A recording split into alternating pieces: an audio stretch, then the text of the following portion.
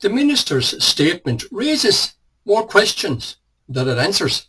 It is unfortunate yet again confusion and more stress is caused to carers by what seems to be mixed messages issuing from the Department of Social Protection and Revenue. We at BPPM have already highlighted issues between these departments regarding the timely updating of their website.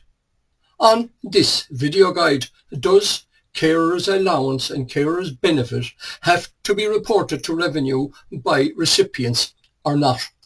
We are happy to convey that subsequent to the release of this video, that the DSP website was updated in line with the revenue website. Yet again, the Minister for Social Protection has thrown the cat among the pigeons by his "the carers allowance will be forward-looking." This is taken from RTE's post on the subject. We are sharing information with revenue on a forward-looking basis, said Dara Calleary. The post goes on to say it comes after 34,600 carers were contacted about unexpected tax bills from revenue, a situation which has occurred in part due to its sharing of data with the department from the 1st of January. We can only assume here that these notices from revenue were in respect of previous years, which seems to contradict the statement about forward-looking or looking forward.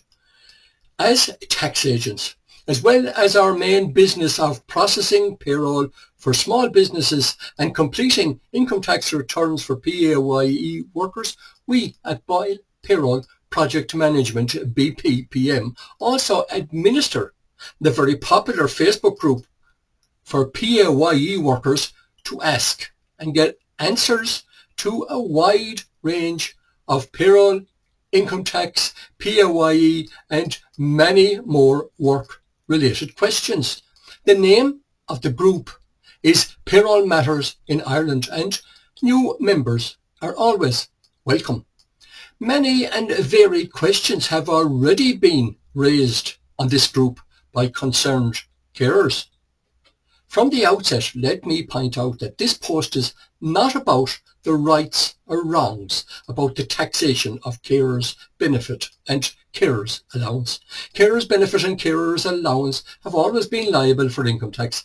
The current difficulties facing carers are regarding how these payments were reported or not reported to revenue. We dealt with this issue in our previous video and are not going to repeat them here. The statement made by the Minister seems to infer that revenue are not going to follow carers for tax owed for previous years because of the non-reporting of this income by the carers. Even if we park the actions of revenue for the moment, is the Minister suggesting that revenue will not recoup these underpayments? If this is the case, then will those carers that did report the income to revenue be due a refund? That is the question. The official position with revenue is that underpayments of income tax remain on your record until they are cleared, whereas PAYE taxpayers have only 4 years to claim tax back if they have an overpayment and are due a refund.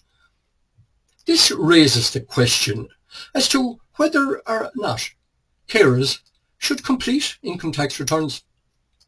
Some of the members of our Facebook group that have completed income tax for 2025 and included claims for tax relief on expenses have received notices of underpayments of tax on their statements of liability in respect of the carer's income notified. There is a misguided belief among many PAYE income taxpayers that if they don't complete a tax return, that revenue will somehow forget about it. As we mentioned, an underpayment of income tax will remain on your record until it is cleared. Many PAYE workers have experience of this over the past few years with the letters they received from revenue. many of them to do with the Pandemic Unemployment Payment, the PUP. Our advice here at BPPM is to claim for any credits or expenses that you are due. If you owe money, then at least the amount you owe will be reduced by the amount of the refund. For example, if someone owed tax due on the PUP for 2020 and did not claim back refunds they had been due for 2020 or 2021, then these refunds are lost. But the money owed remained the same.